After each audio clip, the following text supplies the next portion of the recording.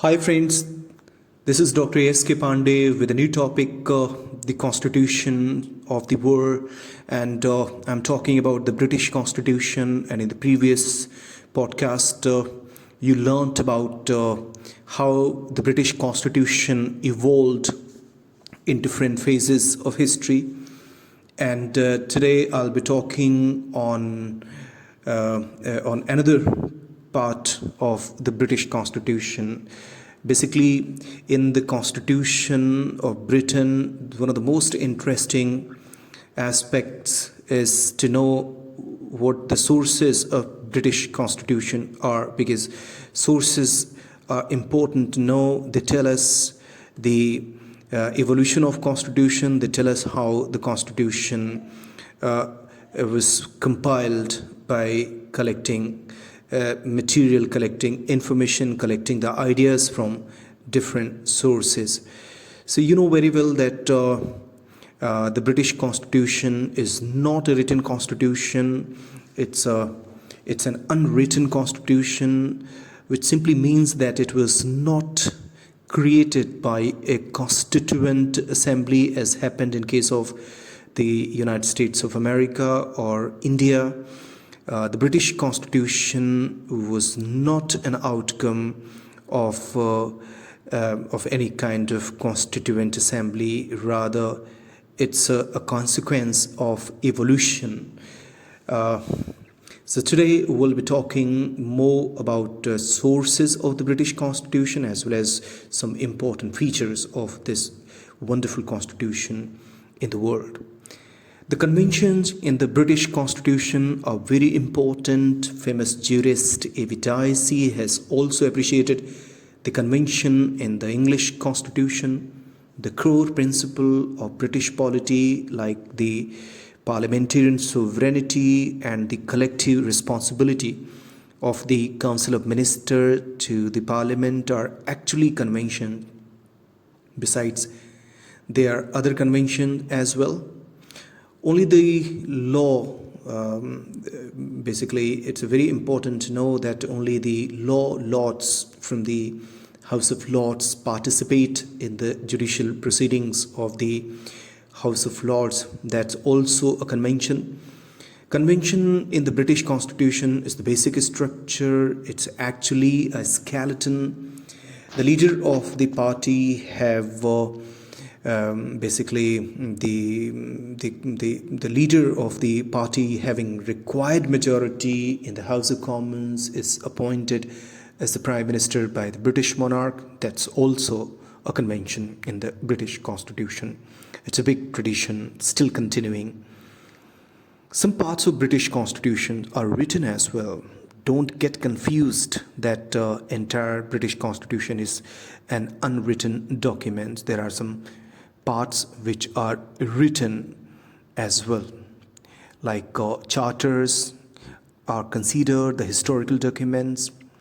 Bill of Rights, Magna Carta, and Petition of Rights are some of them which are the written document in the British Constitution, and these are the sources of the British Constitution. In fact, the rich sources of British Constitution.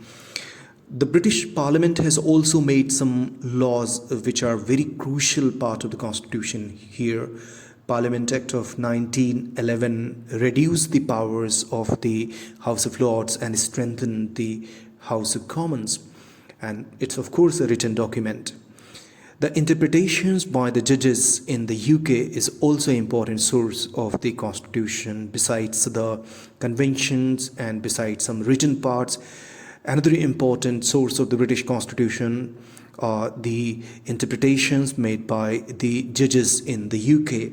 These are also important source of the British Constitution. A.V. Dicey is so confident on the decisions of judges that he calls the British Constitution as the judge-made constitution. Very interesting. The words of A.V. Dicey, who calls the British Constitution as a constitution which has been made by the judges. Why? Because judges have made detailed interpretation on ambiguities existing within the British political system. to make it clear. So these are some important sources of the British Constitution. Let me sum up, like some written documents, convention, and the interpretations by the judges. These are some important sources of the British Constitution. Now I will proceed further with another part of the same lecture, and here I'll be talking in detail about the salient features of the of English Constitution. You would have read about the salient features of Indian Constitution as well, I'm sure. So here comes the detailed analysis of some important features, some important aspects of the English Constitution. And first is the parliamentarian sovereignty. We talk about parliamentarian sovereignty. In the previous podcast on the English Constitution, I also talked on parliamentary sovereignty. That is very important here as well, and this is one of the very significant features in the British polity. The British Parliament is all in all as long as law making is concerned. The laws passed by the British Parliament can be challenged nowhere. Nowhere means nowhere. Unlike India and the United States of America. Yes, if a law passed by the lawmaking body in India, it can be challenged in the Supreme Court, and Supreme Court has constitutional authority to validate whether the amendment or a particular act passed by the Indian Parliament is according to the Constitution or not. If the court finds it not, it can declare it null and void. The same is the case in the United States of America, but in Britain, no, this is not the case. In Britain, Parliament is sovereign. It can make any law, any form of law. It can make, there is no difference between constitutional law and ordinary law in the British political system. Another feature is a centralized constitution. A centralized constitution is another feature of British Constitution. You should know that the British is not a federal setup like the United States or India. It's basically a unitary constitution. It's a unitary political system, centralized political system. London is the center of all political powers there. You know very well that in India as well as in the United States of America, the powers are divided between union and states. There are two governments functioning side by side simultaneously without interfering each other. Powers are divided between the union and a state, and there is a Supreme Court in between to discuss if there rises any ambiguity. But here in the United Kingdom, you find a different system, a centralized political system. Why centralized system? UK is a small country. When we compare UK's geographical area with the countries like India and the United States, India and United States are huge countries, bigger than the United Kingdom. So centralized system is thought suitable in small territories like that of the United Kingdom. So the British polity is centralized or unitary system, and London is the center of all political powers here in Britain, which simply means that there is no division of powers between the center and the units. If units are delegated, the powers, maybe local powers, they are as per the discretion of the central government, the one and the only government, not by the Constitution itself. Third important feature of British Constitution, you should know, and we all know right from the very beginning of our studies in political science, we are made to learn that the British Constitution is an unwritten constitution. Quite often we come to know about this, and this surprises very much to every student who is a newcomer in political science. You know, the Constitution is actually not completely written or unwritten, but most part of the British Constitution is unwritten. So the Constitution is unwritten here in the United Kingdom. It simply means that most of the Constitution here in the UK is unwritten. As I mentioned earlier, that there are some certain provisions like Act of 1911, which is written document. However, as mentioned earlier, some part of the Constitution is written as well.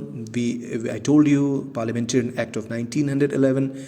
Another good example is Magna Carta of 1215 AD. Another feature of British Constitution is a big gap between theory and practice. What British Constitution looks, it is not what is British Constitution. It doesn't appear to be. So there is a big gap between theory and practice in the British Constitution. No doubt that there exists a big gap between theory and practice here. Theoretically, no functions of the government can take place without the consent of the Crown, ranging from important appointment to the dismissal. It is called His Majesty's government. In theory, it appears to be absolute monarchy, but in practice, it's a democracy. In practice, it's a democracy. You know very well that it's a prominent feature of almost every parliamentarian system. There are two governments, one de facto, another de jure. The real government is democratically elected government, generally led by the Prime Minister, and he is the center of Council of Ministers, and this collectively exercises all the executive powers in the name of the constitutional head. Some places, in some countries, the constitutional head is elected, like in India, the President of India is the constitutional head of the state, and he is elected by the people indirectly, and in his name, Article 53 of Indian Constitution says that all the powers will be vested on the President of India. 74 article says that the Council of Ministers headed by Prime Minister will assist and advise to the President in the functioning. So you know that the same is here in Britain as well, that the monarch is the constitutional head and the government is called His Majesty's government in theory, but in practice the Prime Minister along with his Council of Ministers is actually accountable to the House of Commons, and he exercises the power. So it's a difference between theory and practice. Like in every parliamentarian system in Britain, the similar practice is adopted. So this is a prominent feature of parliamentarian system, in fact, but this is a peculiar characteristics of Britain, because British Parliament is known as mother of all parliaments, and you know very well that the parliamentarian system got a strong base from United Kingdom. Another feature of British polity, British Constitution, is rule of law. That's a very important and in fact, very significant virtue of the British polity. The rule of law is the prominent feature of the British political system. The rule of law simply means that the government of UK functions according to the law of the land, and certainly not on the basis of desire of someone, as was the case in monarchies during medieval times, during ancient times. Rule of law simply means that law will rule, not the desire of an individual or any institution. This is the law that is supreme. That's a really wonderful aspect of the British polity. Another important feature of British Constitution is an evolutionary constitution. An evolutionary constitution simply means that it is developing. It is not a kind of constitution which was made by a constituent assembly and amended further. Actually, no constituent assembly made the British Constitution, but because of circumstances, because of circumstantial developments in the past, many institutions came into being which became very prominent gradually, and now they are the very part of the British political system. So the British Constitution is evolutionary by nature. Generally, the Constitution is in most of the countries are made by a constituent assembly. This is not the case of England. It is called the child of wisdom and chance. Definitely, the British Constitution is called the child of wisdom and chance. Another feature, and the last feature that I'm going to discuss today in this lecture, in this podcast, is a parliamentarian system.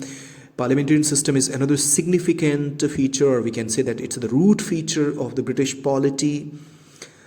It's a parliamentarian system. The monarch is the constitutional head or the nominal head or the de jure head of the British polity. However, the democratically elected government exercises the real powers, that is Prime Minister and the Council of Ministers. The government in real is responsible to the House of Commons and remain in office so long as they have its confidence.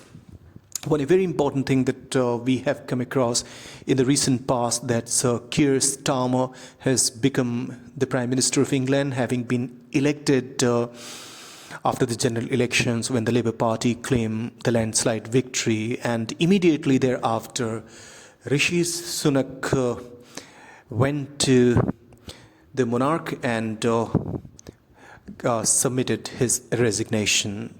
So you know that the government elected by the people is responsible to the popular house, that is House of Commons in Britain, and there are elections after every interval of 5 years, and then if a new government comes into existence, if the new political party gets required majority, that forms the government, that exercises the real power in the name of monarch. So parliamentarian system is one of the wonderful features, not only in the British polity, but also, of course, wherever parliamentarian system is practiced somehow, directly or indirectly, it is impressed, it is influenced by the British political system, that is parliamentarian system. And we call the British Parliament as the mother of all parliaments. So that's it from me for today. I'll be available with another topic. Thank you so much for listening to me. Bye-bye.